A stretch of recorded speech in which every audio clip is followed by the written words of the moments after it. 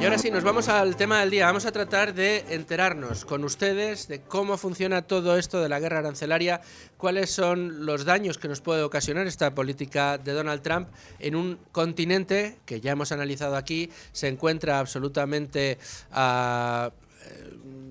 detenido, no sé, entorpecido por una burocracia criminal y con unos regímenes fiscales extraordinariamente gravosos para el comercio en nuestro continente y dentro del continente en España. Tengo ya conmigo a Rubén Folguera. ¿Qué tal, Rubén? ¿Cómo estás? Buenas tardes, ¿qué tal? Oye, muchos deberes tenías hoy que hacer porque, en primer lugar, quería que nos contaras el minuto y resultado de cómo está la cosa arancelaria. ¿Dónde se encuentran esas amenazas de Trump? ¿Cuáles se han resuelto ya y de qué manera? ¿Y cómo nos encontramos ahora mismo en Europa? Sí, lo que tenemos es que desde que Trump llegó a la Casa Blanca en enero, ya comenzó a amenazar con una serie de nuevos aranceles comerciales a prácticamente todos los países con los que compite Estados Unidos. Y tenemos que a finales de enero, aprobó unos 50 decretos, entre los cuales había órdenes ejecutivas en materia de política comercial. Y a este respecto, lo que anunciaba el presidente de Estados Unidos era la imposición de nuevos aranceles de al menos el 20% para algunas importaciones estadounidenses, y también ordenaba a los departamentos del Tesoro y del Comercio que estudiasen diferentes medidas para implementar impuestos aduaneros y también otro tipo de acciones. Y de hecho dio hasta abril como plazo para recibir los informes, entre los que destacaban, por ejemplo, la revisión del tratado comercial con Canadá y con México, era una de las opciones que se planteaban. También la revisión del tratado comercial con China y promover las exportaciones de Estados Unidos. Luego, la cuestión, como destacaba Rotellar hace unos días en Libre Mercado, es que la situación actual ahora mismo es que las medidas que ha aplicado Trump, por un lado, es un arancel del 25% a las importaciones procedentes de Canadá y México y de un 10% a las procedentes de China, e igualmente un impuesto arancelario adicional del 25% sobre las importaciones del acero y el aluminio. No obstante, sí es cierto que con Canadá y México ha iniciado una negociación y ha aplazado un mes más la aplicación de este arancel, y sin embargo en el caso de China, el país asiático ha contestado imponiendo aranceles del 15% sobre algunos productos de Estados Unidos, además de trabas administrativas a la exportación de productos chinos que precisa la industria tecnológica del país norteamericano. Con la Unión Europea lo que sucede es que aún a día de hoy, están las negociaciones y el cruce de amenazas vigente, ¿no? Y no tenemos todavía del todo claro qué es lo que va a suceder en nuestro caso. Y en todo caso, en los últimos días, Trump anunció que desde abril se impondrán aranceles recíprocos y también unos gravámenes de 25% a los automóviles, a los semiconductores y también a los productos farmacéuticos. Y ayer conocíamos que Trump ha abierto el proceso de estudio para imponer un nuevo arancel al cobre que se importa en Estados Unidos, con la excusa de la seguridad nacional, ¿no? En todo caso, lo que hay que tener en cuenta es que también Europa tiene aranceles ocultos y trabas al comercio que, si bien no son aranceles como tal, sí son barreras comerciales que dificultan el comercio tanto interno como externo. Y por eso Trump, en buena medida, está usando los aranceles como un instrumento de negociación con el cual hacer presión sobre la Unión Europea. De hecho, un análisis del Fondo Monetario Internacional, que en concreto era el de las perspectivas económicas regionales de octubre de 2024, concluía que con datos del año 2020 teníamos que los costes del comercio dentro de Europa equivalían a un arancel al valor del 44% en el sector manufacturero y del 110% en el caso de los sectores de servicios, ¿no? Y de hecho, destacaban que esta evidencia de los datos sugiere que siguen existiendo dentro de la Unión Europea barreras significativas al mercado de bienes. Y en general, serían las industrias, tradicionales, como los productos textiles, los que más se protegen por parte de la Unión Europea. Y en este sentido, Mario Draghi, en el Financial Times, hace unos días, recogía este estudio del FMI y apuntaba a que existen dos factores importantes que han llevado a Europa a esta situación. Por un lado, la incapacidad de la Unión Europea para abordar las limitaciones de suministro, especialmente las altas barreras internas y los obstáculos que existen en términos de regulación, y también al mismo tiempo que la Unión Europea ha permitido que la regulación, digamos, que lastre la parte más innovadora de los servicios y de la economía, que al fin y al cabo es lo que ha sucedido en nuestra región. ¿Y qué consecuencias tenemos de todo este entramado de amenazas, propuestas de aranceles? Por un lado, es evidente que a los norteamericanos les va a afectar porque si se limita la entrada de bienes que puedan competir con los que se producen en el país, lo que sucede es que los consumidores tienen un menor acceso a bienes y, por tanto, lo que se prevé que suceda es que, de algún modo, les afecte con mayores precios en estos productos. Por otra parte, se calcula, y esto lo calcula la consultora Free Market, que es la que dirige Lorenzo Bernardo de Quirós, colaborador de este programa. Por un lado, constata que Estados Unidos recibe hoy el 20% de las exportaciones europeas al resto del mundo y que, por tanto, pues podría producirse un incremento en tanto que, o sea, un incremento en los precios en Estados Unidos y también una reducción de las exportaciones de Europa al país, en tanto que precisamente pues es, digamos, uno de los principales socios comerciales de la región. Y en términos económicos cifraba que esto significaba pues una elevación del peso de las exportaciones del 3% al 5% del PIB comunitario, era lo que había sucedido entre 2010 y 2020.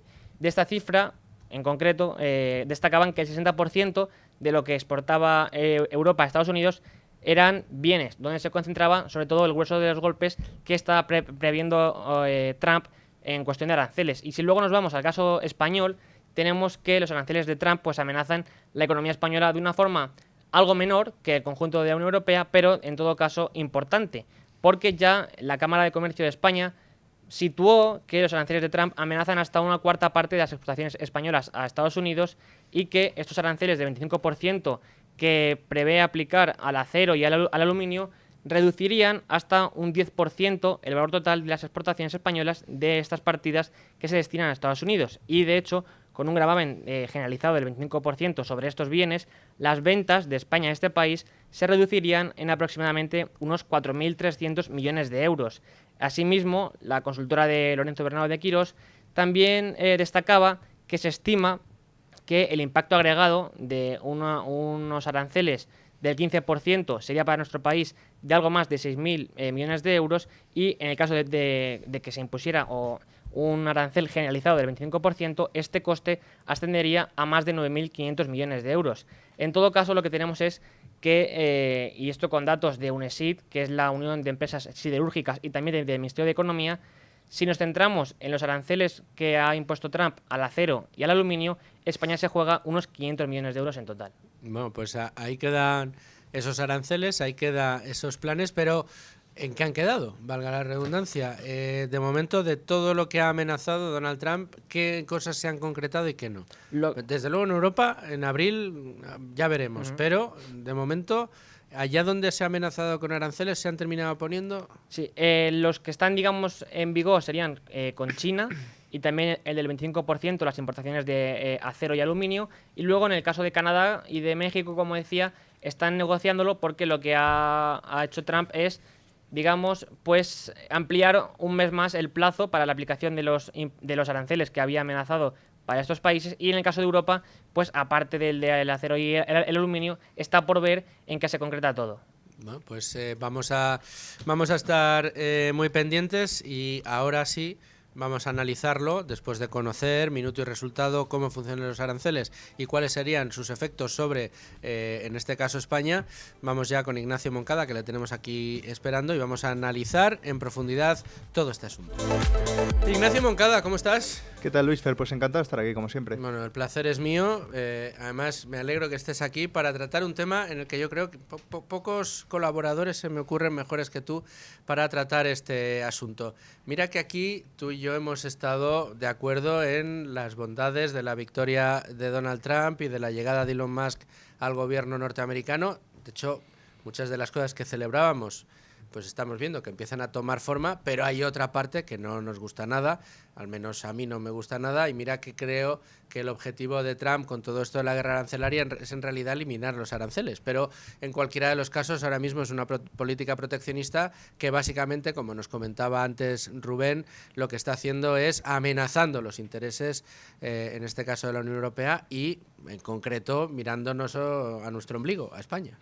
Efectivamente, hay que ver si realmente las amenazas de Donald Trump respecto a los aranceles son realmente una estrategia negociadora o en qué parte es una estrategia negociadora y en qué parte es verdad, porque en su primera legislatura también utilizó la amenaza de los aranceles y es verdad que en ocasiones lo utilizó para tener mejores relaciones comerciales con otros países, pero también implementó subidas arancelarias y hay que recordar pues que los aranceles es una política económica en la que el grueso de los economistas está de acuerdo en que es mala, es muy mala para la prosperidad de los países. Sobre todo porque suponen barreras de entrada al producto y a los comercios en un mundo global. Al final, hoy no se entendería políticas autocráticas en los estados que actualmente pues unos se especializan más en una serie de productos o de servicios, otros en otros, y el comercio es global. Las mercancías van y vienen. Cuanta más libertades, menos barreras, los consumidores mejores accesos van a tener a mejores productos y a mejores precios, ¿no? Efectivamente, al final lo que se suele decir, en lo que se suele hacer especial hincapié es que los aranceles suponen una transferencia de riqueza, de recursos de los consumidores del propio país, en este caso pues sería Estados Unidos, a los productores nacionales en parte y en parte también al gobierno por la propia imposición de los aranceles.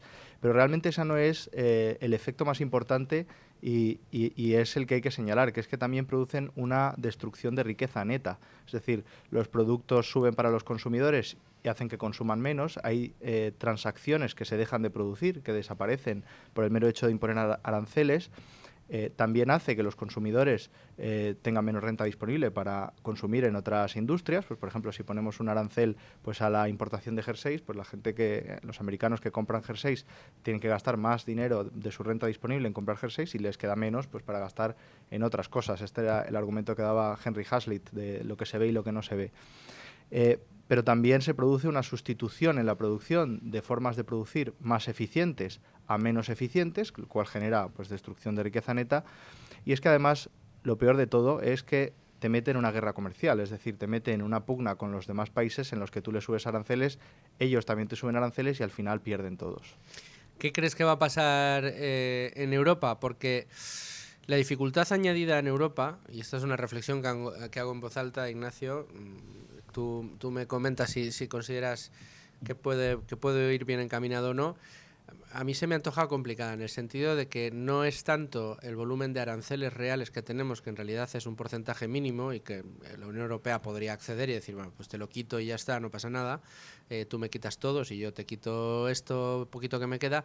El problema de la Unión Europea, en este caso como socio comercial, es que tiene lo que se conoce como aranceles ocultos o aranceles no confesados, que no dejan de ser todo un entramado burocrático y fiscal fundamentalmente de impuestos a los productos que se comercian en Europa. Entonces, como tiene una fiscalidad muy alta, generalmente vinculada a temas ESG, a temas de contaminación, de derechos de emisiones, etcétera, esto actúa de facto como un arancel a los productos que vienen de fuera. Es decir, si Trump quiere negociar los productos norteamericanos en Europa, sabe que tienen que pagar un peaje en impuestos que, de no existir, pues sí que existiría, digamos, una fórmula libre de moverse. Y ese entramado de impuestos es el que yo creo que es muy difícil que la Unión Europea quite o drene para evitar el choque comercial, ¿no? Bueno, si esta estrategia, digamos, de Donald Trump de amenazar con aranceles para tratar de reducir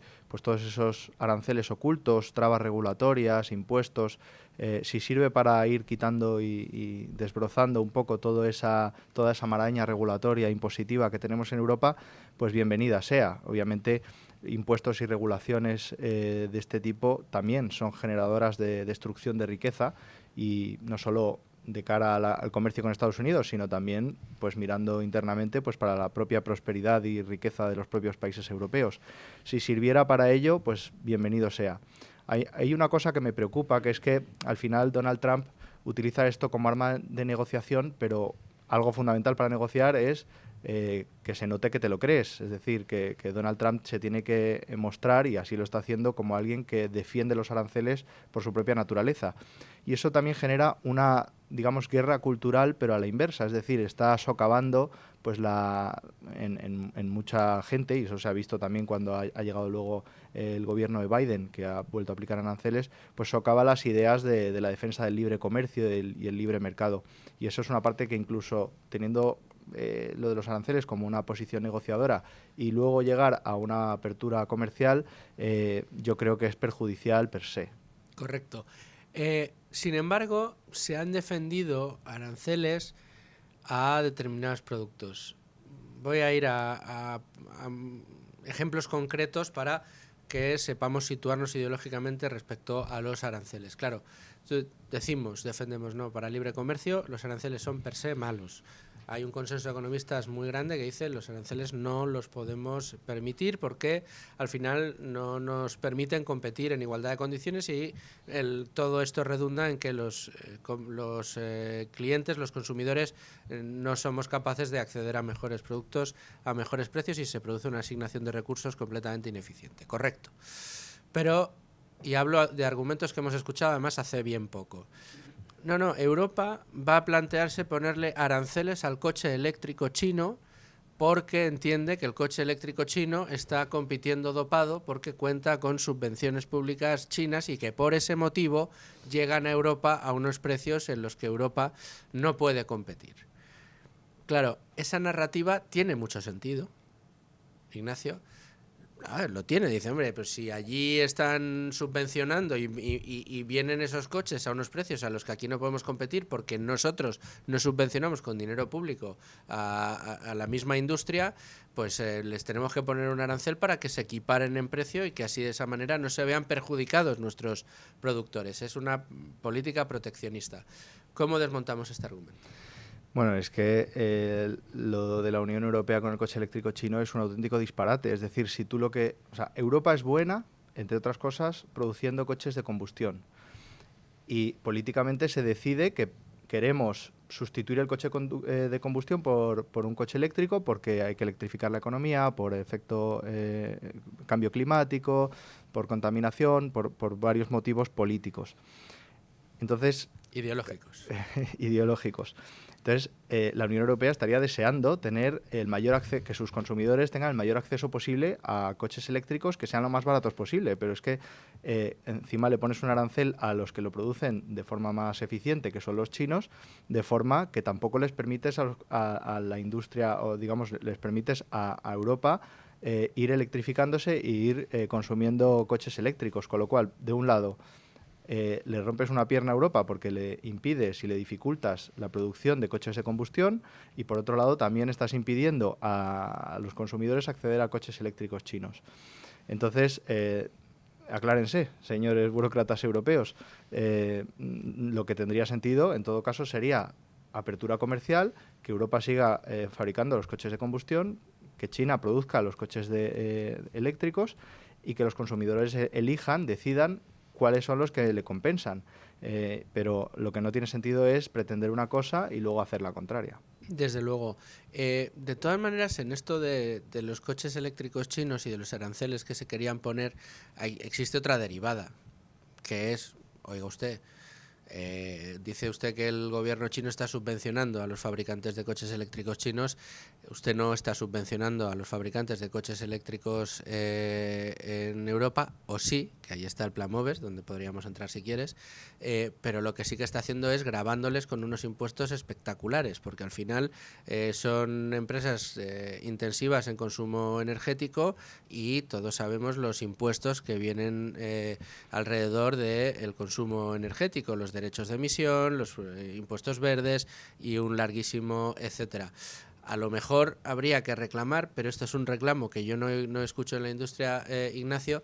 Oiga usted, pues levante usted la bota a sus propios productores, no les imponga unos sistemas de producción que a lo mejor, para los que no están preparados, como tú decías, oye, siguen siendo especialistas en coches de combustión, que hagan coches de combustión, que quieren transicionar hacia el eléctrico, que lo haga el que quiera con sus propios recursos, pero usted no les obligue a transitar por ese camino y menos les obligue poniéndole lastres en las piernas y metiéndole, digamos, plomo en los zapatos para que encima corran más lento, porque al final los impuestos es lo que hacen, ¿no?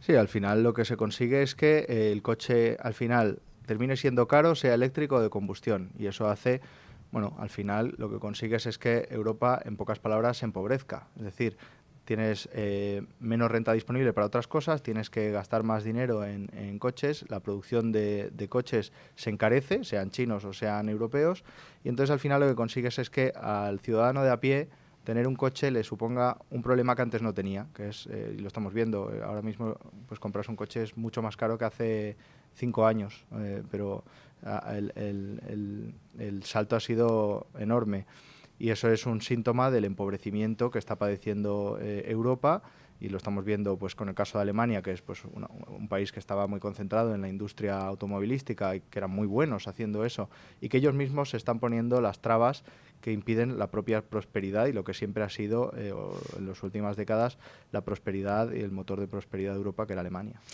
Porque hablábamos de las subvenciones, otro de los problemas que tenemos en nuestra industria, aunque no lo queramos ver, son las propias subvenciones a la compra de coche, tanto eléctrico como no eléctrico. Se está diciendo, y lo podemos ver publicado en estos días en la prensa especializada, que las ventas de coches eléctricos se han gripado después de que en enero no saliera esa parte del MOVES 4 en este caso, para que se incentivara la compra de coche eléctrico por parte del gran público. Los concesionarios, las casas, los fabricantes de coches estaban pidiendo a gritos que se pusiera en marcha de nuevo este plan para poder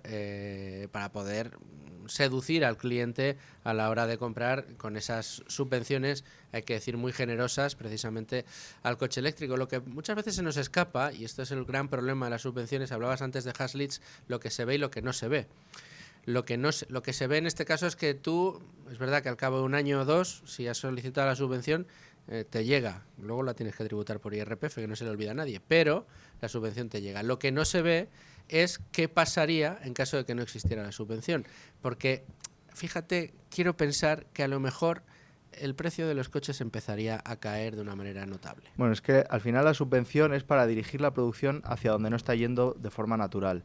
Y eso al final te lleva a producir coches o producir cualquier tipo de bien o servicio de una forma más ineficiente y para que los consumidores sigan consumiéndolo, porque los costes de forma natural serían más altos, se le da una subvención para que lo puedan consumir o una subvención a los productores para que les sea más barato fabricarlo. Al final esa subvención la tiene que pagar alguien, es decir, no es un regalo de los productores de automóviles ni es maná que ha caído del cielo, sino que es el subsidio ese lo tiene que pagar alguien. Entonces, en términos agregados de toda la economía, lo que haces es cambiar una forma de producción más eficiente por otra más ineficiente y luego redistribuir los costes mediante las subvenciones y los impuestos, pero al final, en conjunto, el país lo termina pagando. Desde luego que sí. Ignacio, vamos a saludar al teléfono a Enrique Navarro, analista internacional, amigo de este programa. Enrique, ¿cómo estás? Hola, buenos días, Luces. Estamos hablando de aranceles, estamos hablando de Estados Unidos y de cómo puede quedar la industria española y también la europea si finalmente estas amenazas se concretan en el mes de abril y empiezan a llegar esos aranceles. En primer lugar, a los productos, digamos, más importantes para el comercio en Europa. Hablaban de los aranceles al acero, hablaban de los aranceles a los productos farmacéuticos, que son quizá dos de las vías de comercio con Estados Unidos más importantes para el viejo continente. En primer lugar, ¿crees que se van a terminar concretando? Y en segundo lugar, ¿qué efecto puede tener? Bueno, después de ver cómo Trump va y viene con las decisiones, no podría asegurar, uno, de que vaya a haber aranceles y dos, de que estos vayan a ser muy extendidos o poco extendidos, ¿no? Yo creo que hay que esperar al final. Me da la impresión de que en el Departamento de Comercio americano están haciendo un estudio más de detalle de los impactos, etcétera.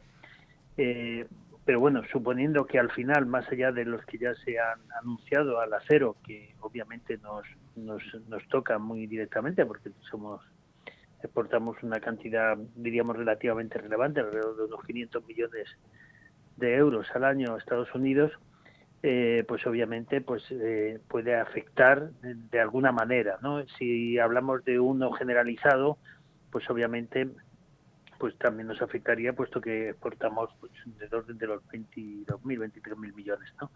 Pero bueno, esto de los aranceles hay que verlo en perspectiva, ¿no? Porque obviamente hay sectores, como señalabas, que que de alguna forma, si se le aplican aranceles, por ejemplo, hablabas del sector farmacéutico, ¿no? España exporta mucho de productos a las farmacéuticas americanas, ¿no? Y tampoco tienen muchos sitios donde restaurar una cadena de suministro, con lo cual es muy posible que haya sectores en los que la elasticidad de la demanda sea pequeña, aunque haya un incremento de aranceles, ¿no? Precisamente por la falta de fuentes alternativas de suministro a corto plazo, ¿no? Si hablamos también de productos semifacturados que van con destino a la industria americana, también es posible que sea difícil que puedan encontrar sustitutivos y que al final, digamos, todo esto impacte más en la inflación americana que en nuestras exportaciones, ¿no? Y luego hay que tener en cuenta también cómo influyen los aranceles en la evolución del dólar, ¿no? Porque obviamente si el dólar como moneda de refugio se fortalece, pues a Estados Unidos le saldrá, diríamos, más barato absorber sus propios aranceles y su propia inflación, y sin embargo pues no afectaría tanto a las exportaciones, con lo cual como ves hay muchas variables que hay que considerar antes de determinar que esto vaya a producir un impacto directo y proporcional en nuestras exportaciones al valor de los aranceles, ¿no? ¿No contemplas entonces en ningún caso que estas amenazas se concreten finalmente en que Europa decida suavizar siquiera los aranceles, tanto los explícitos como los ocultos, que mantiene dentro de su propio Bueno, comercio? yo creo que efectivamente Trump en el fondo lo que está buscando no es dañar a todo el mundo, sino un trato más equitativo y es cierto, aranceles existen, a ver si es que ahora va a parecer que es que no existen y que Europa no aplica aranceles a sus importaciones. Yo creo que eso es parte de la negociación que estamos viendo. Yo creo que Trump sabe utilizar bien la amenaza y yo creo que también a nivel de la Unión Europea se están analizando estudios precisamente para ver cómo se pueden anular y qué impacto tendrían en nuestras importaciones algunos aranceles, como bien señalabas, algunos son ocultos, vía ayudas, etcétera, que también no deja de ser una forma de obstaculizar el comercio. Entonces yo creo que, si me preguntas, yo creo que vamos a ver quizás aranceles más como una penalidad si no se alcanzan los objetivos, diríamos, de un comercio más justo entre las dos partes, pero no descarto que al final no vaya a haber esos aranceles, por lo menos de forma general. Una cosa que llama la atención cuando, o digamos que hace que sea más difícil esa reducción de los aranceles ocultos que decíamos antes. Por ejemplo, Donald Trump mencionó varias veces el IVA que tiene pues en Europa los productos, aunque el IVA aplica tanto a los nacionales como a los importados, pero uno de los problemas del IVA europeo, que en algunos países está al 25%, otros, bueno, en general son IVAs mucho más altos que los que tienen Estados Unidos, que aunque van por estados, pues puedes encontrar IVAs del 7%, del 4%, cosas así. Pero, claro, Europa está embarcada en un proyecto político de creación de un estado de bienestar enorme y muy caro de mantener, y entonces yo veo difícil que pues Europa sea capaz, por ejemplo, de reducir el IVA, si no es subiendo mucho otros impuestos, que lo dudo, ¿no? Porque el IVA es un arma de recaudación enorme en Europa. Entonces, tú, Enrique, ¿cómo verías o qué visos de que se pueda hacer algo desde la Unión Europea para la reducción de este tipo de aranceles ocultos, IVA, regulaciones? Bueno, sí, vamos a distinguir porque efectivamente hay dos cuestiones diferentes que mencionas y las dos son relevantes. Vamos a ver. Cuando hablamos de aranceles, en el fondo hablamos de discriminar, ¿no? Lo que estamos dando es discriminar o dando preferencia a unos sobre otros, ¿no? El IVA no discrimina, el IVA es el mismo para los nacionales que para los extranjeros. Obviamente no se produce ese efecto distorsionador. Yo creo que más bien Trump lo que está queriendo es meter el dedo en el ojo del estado de bienestar, ¿no? En el sentido de decir, vosotros aplicáis unos IVA para tener unas recaudaciones que nosotros no hacemos porque queréis mantener un nivel distinto de gasto público, ¿no? Por señalarlo de alguna manera, ¿no? Pero claro, esto del gasto público también es muy relativo, ¿no? Porque, diríamos, hay servicios públicos, por llamarlo así, generales, que en Estados Unidos se pagan de forma privada, como es la sanidad, por ejemplo, como son las pensiones, que si sumáramos el gasto en sanidad, en pensiones y del Estado público y privado en Estados Unidos es mayor que en Europa, ¿no? Con lo cual también eso por un lado, ¿no? Pero yo creo que eso tiene poco recorrido. Lo de las regulaciones sí me parece más importante, ¿no? Porque obviamente cuando vienes de un país donde hay menos regulaciones, el coste para esas empresas de entrar en mercados regulados es mucho más alto, porque hay unos costes, digamos, de transacción, hay unos costes de adaptación que hace que una empresa que viene de un mercado menos regulado sea menos competitiva para ese mercado, ¿no? Y yo sí creo que ahí también debería producirse una mayor armonización, y creo que ese también va a ser un elemento de negociación entre la Unión Europea y Estados Unidos. Yo creo que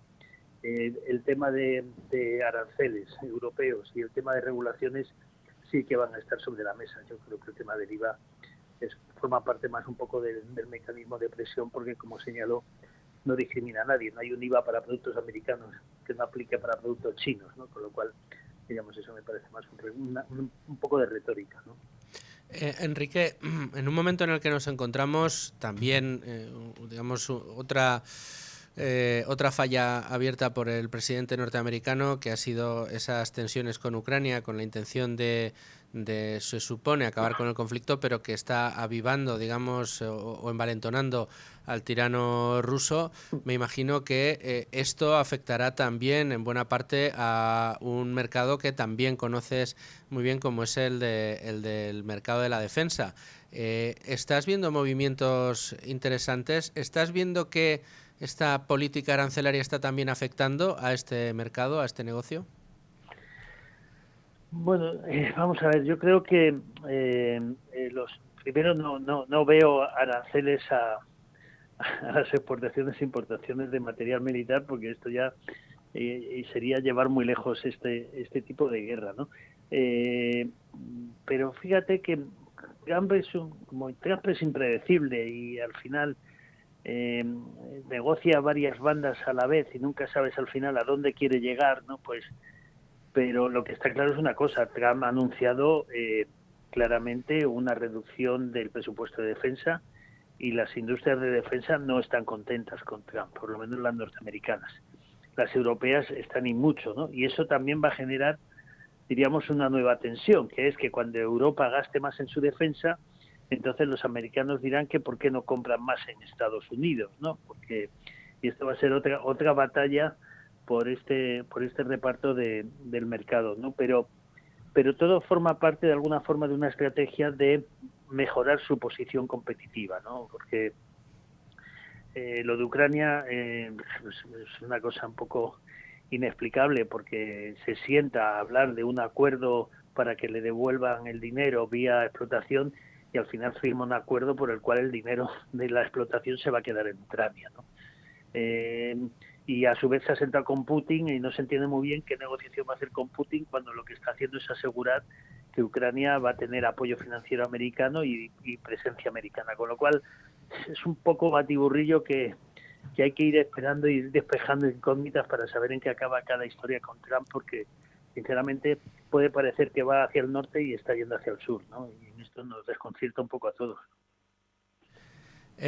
Pues Enrique, esperemos que podamos seguir esto sin demasiados sobresaltos durante los próximos meses, y aquí contaremos contigo, desde luego, para echar un vistazo a cómo se están desarrollando los acontecimientos. Muchísimas gracias. Claro que sí, muchas gracias a vosotros.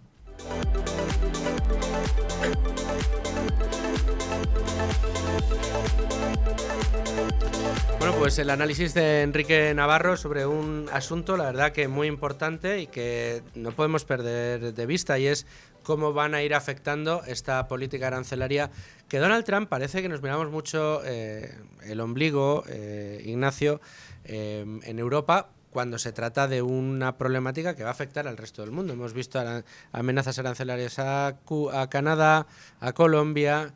Ese sería el recurso rápido del pistolero Trump, ¿no? Bueno, y es que le ha dado unos resultados a corto plazo al menos bastante buenos, y eso fue, bueno, por ejemplo, cuando anunció los aranceles a México y a Canadá, llegó en menos de un día a acuerdos con ellos de lo que a él realmente le interesaba, que era el control de las fronteras, que ellos mismos controlen las fronteras, tanto de inmigración ilegal como de entrada de drogas. Entonces, sí que es un pistolero rápido, pero sabe lo que hace. Él es un negociador pues muy experimentado. Su famoso libro The Art of the Deal, que le hizo tan famoso en los 80, explicaba cómo negociaba él al principio pues eran los proyectos inmobiliarios en los que él estaba embarcado, y ahora lo que tiene entre manos pues es el gobierno del país de la mayor potencia del mundo y que más influencia tiene en la geopolítica. Y esa capacidad de negociación, que a veces desde fuera pues nos puede parecer muy agresiva, pero es que él, egoístamente desde su punto de vista, es lo que tiene que hacer. Él está jugando a varias partidas de ajedrez al mismo tiempo. Está jugando la partida de ajedrez del gas natural, que quiere que Europa le importe a Estados Unidos en lugar de Rusia, que es lo que venía haciendo. Tiene intereses en Ucrania, por minerales que tiene Ucrania, por el valor que puede tener la reconstrucción de Ucrania también para las compañías norteamericanas, y tiene todo el sector de la defensa, que en el fondo, aunque Trump reduzca presupuesto de defensa por sus aportaciones a la OTAN y exija que Europa lo incremente, y aunque eso implica que las compañías europeas de defensa se ven pues beneficiadas, pero también implicará que Europa le va a tener que importar a Estados Unidos mucho material militar, y eso es pues una cosa clave que tiene en la cabeza, porque además no se ha llevado nunca del todo bien, siendo un presidente estadounidense que siempre tiene una influencia brutal sobre el lobby del armamento estadounidense. Siempre ha sido pues el presidente que menos le ha bailado el agua a la industria armamentística, y en este caso pues tiene una oportunidad de que sean los propios europeos los que compren la defensa que en realidad es la defensa de Europa, ¿no? Porque estamos nosotros en contacto con Rusia más que Estados Unidos, que está muy lejos, pero que se lo compren en la medida de lo posible a compañías norteamericanas. Bueno, pues veremos. Lo que pasa es que el gas que viene de Estados Unidos es mucho más caro que el que venía de Rusia, y por eso seguimos comprándole gas a Rusia, aunque alguna gente no lo sepa. España todavía le compra, no sé si el segundo o el tercer proveedor ahora mismo sigue siendo Rusia. Sí, yo digo, desde el punto de vista estadounidense, lo que hace Trump tiene sentido. Ahora, desde el punto de vista europeo, hay muchas cosas que no son correctas. Para empezar, darle esa victoria moral a Putin, o una victoria parcial a Putin. Ha sido cargarse, Ignacio, lo que ha sido la tradición de defensa de Occidente y de las libertades, que ha convertido tradicionalmente al presidente de los Estados Unidos en el presidente del mundo libre. Es que así nos hemos referido al presidente de Estados Unidos durante muchísimos años. Ahí está toda la tradición de Reagan, toda ese triunvirato tan bueno que fue el de Reagan, Thatcher y Juan Pablo II en el peor momento del telón de acero, para cómo empujaron para que el mismo pueblo alemán, en este caso, derribara aquel terrible muro y se abriera un poco el mundo, y finalmente el telón de acero se convirtiera en historia del pasado. Pero claro, es que esa tradición se la ha cargado de un plumazo, en 3 declaraciones de 3 días, que si escuchamos a los grandes defensores de Trump, no, es que esto forma parte de una negociación, me da igual, ya te lo has cargado. O sea, ya no puedes seguir siendo el líder del mundo libre. No, efectivamente, al final, pues concederle, digamos que es como una negociación de iguales, el agresor que el agredido, pues eso pues lo hemos vivido en España también con la ETA. Tú no puedes plantear una negociación de iguales cuando uno es el agresor y otro es el agredido. Y eso Europa también tiene. Es que Europa no solo tiene que seguir defendiendo los valores pues de la paz, de la no agresión, sino que también tiene unos intereses que le interesa llevarse bien con Rusia, con una Rusia que no sea tu enemiga, sino que sea una Rusia con la que colaboras y con la que estás integrada en tus líneas de producción y la energía rusa pues ha sido durante décadas y lo debería de seguir siendo pues una fuente de riqueza y de prosperidad también para Europa, porque son las importaciones de gas siempre a través de gasoductos siempre son mucho más baratas y más eficientes que a través de barcos. Desde luego.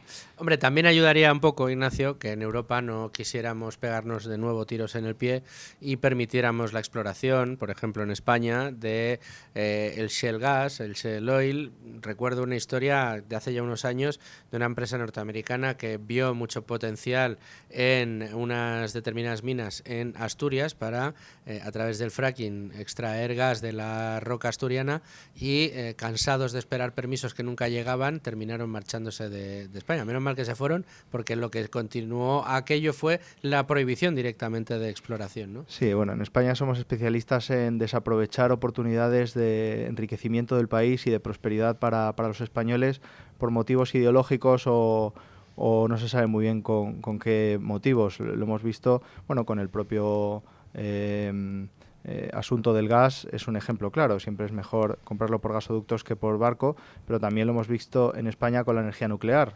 una fuente de energía económica de las últimas décadas ha sido la nuclear, y ahora estamos desmantelándolas. Y en el momento dado pues nos plantearemos qué es lo que ha ocurrido para que ahora tengamos energía más cara, producción más cara, que seamos más ineficientes y nos desintegremos. Y que no exista ni siquiera la garantía de suministro, que es otro de los grandes problemas que entonces tener. Pues sí, somos especialistas en desaprovechar las oportunidades y las riquezas que tenemos en nuestro país y en Europa también en general, pues en las riquezas que tenemos propias de nuestro continente, y renunciar, por ejemplo, a extraer shale gas en España y luego comprárselo a Estados Unidos, que lo extrae mediante shale gas, pues no tiene mucho sentido. Para terminar, y nos estamos quedando ya sin tiempo, Ignacio, el gobierno estará muy contento de todo lo que pase porque considerará que España llega al reto que sea en la mejor de las condiciones, porque la economía española va como un cohete, pero realmente no es así. ¿Cómo está España preparada ahora mismo para una guerra arancelaria como la que pues se cierne ahora mismo la amenaza sobre Europa? Bueno, pues malamente, porque en España no se prima políticamente la eficiencia y que seamos pues una economía lo más competitiva posible y que los españoles pues sean lo más próspero posible, sino que todo gira en torno al electoralismo y el titular del día siguiente, aunque a largo plazo pues sea un desastre económico. Entonces, nosotros tenemos exportaciones a Estados Unidos que se pueden ver perjudicadas con la guerra comercial, tenemos exportaciones a muchos otros lugares del mundo y lo suyo es promoverlas y promoverlas también mediante un trabajo interno de ser lo más eficientes posibles, eliminar trabas, eliminar impuestos, tratar de tener una economía que produzca de la forma más eficiente posible en aquellos ámbitos en los que somos los mejores, que hay bastantes. Y de esa forma pues estaremos cada vez más integrados en el comercio internacional y estaremos mejor preparados también para afrontar una guerra arancelaria, o en caso de que no exista y que al final pues haya aranceles más bajos y que el mundo vaya hacia un mundo más integrado, pues también estaremos en mejor posición para ser más prósperos de esa manera. Lo que está claro es que con la productividad en caída libre, un mercado laboral absolutamente ineficiente y precario, no parece que estemos muy bien posicionados para poder pelear contra otros que sí que lo están haciendo mucho mejor que nosotros. Véase Irlanda, uno de los países que sí puede presumir de poder plantar cara comercialmente a quien haga falta. Ignacio Moncada, muchas gracias como siempre por estar aquí. Además hoy largo y tendido, hemos tenido mucho tiempo para poder hablar. Te agradezco tu análisis y te espero muy prontito aquí de vuelta en Con Ánimo de Lucro. Gracias a vosotros, un placer como siempre. Un abrazo. Y a ustedes, señores oyentes, les digo que nos vamos ahora al boletín de la 1. Vamos a escuchar a los servicios informativos de radio contándonos todo lo que ha sucedido hasta ahora. Mucha atención a todo lo que está pasando en Prisa, ahora les contaremos. Y volvemos aquí a la 1:05 con Ánimo de Lucro y con Emérito Quintana. Vamos a analizar a ver qué empresas le están gustando a Emérito ahora mismo.